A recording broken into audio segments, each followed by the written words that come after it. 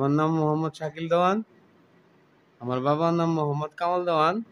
আমার মায়ের নাম মোহাম্মদ শামসুন নাহার। আমার হইলো বাড়ি থেকে সমস্যা করে আমার ওয়াইফ, আমার বাবা, তারা হইলো আমার জোরপূর্বক রিহাব খাটায়। আমি কোনো নেশা করি না, কোনো জুয়া খেলি না, কিছু করি না। রিহাব সেন্টারে আমার পরীক্ষা করছে, তারাও কোনো কিছু পায় নাই। তো এখন আমি চাইতেছি যে আমার যত যা হয়, আমার জীবন নাশের একটা আশঙ্কা আছে। আমার বৈধ গার্জেন মানে আমি আমার মারে মানি আমি বাঁচি মরি সমস্ত কিছু আমার মা দেখশন করবো। ইনি আমার মা।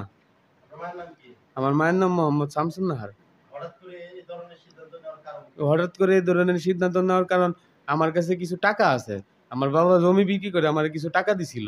তো এখন আমার ওয়াইফ হইলো এই টাকার জন্য আমার খুব টর্চার করে আমার বাবার সাথে মিলা, মানে আমার মারধর করে। তারপরে আমার রিহাবে দেয়, বিভিন্ন হুমকি দেয়। মার্চ হইলো আমার শ্বশুর বাড়ির লোক, মানে ওনারা মিলা।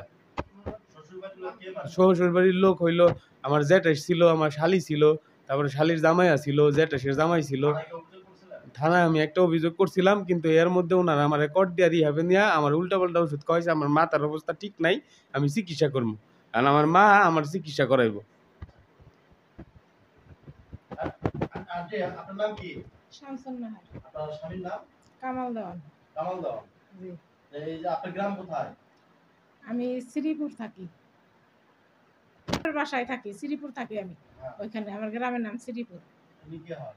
ইনি আমার ছেলে হয়, বড় ছেলে, শাকিল। শাকিল। জি। আজকে থেকে আপনাকে বাবার কাছে আপনি নিয়ে যাবেন? হ্যাঁ, ও আমার কাছে থাকবে। ওর এখন চিকিৎসার দরকার। মায়ের দূর করছে, মাথার মধ্যে রক্ত জমে রয়েছে।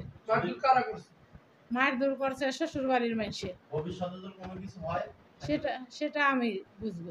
আপনি বুঝবেন? জি। আপনার বাবার নাম কি? মিতু আবুল খায়ের। বাসা শ্রীপুর। শ্রীপুর।